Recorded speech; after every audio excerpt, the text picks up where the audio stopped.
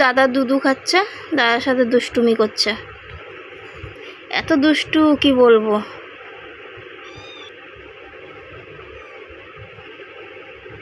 দেখে মনে হচ্ছে কত টর্চার করছে, কিন্তু আসলে না, ভালোবাসছে। দেখো আদর করে দিচ্ছে।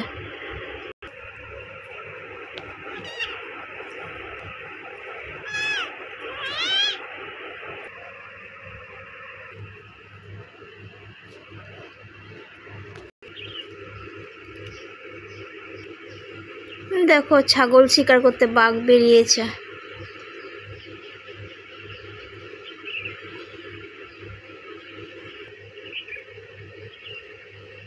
ছাগল শিকার করা দেখো।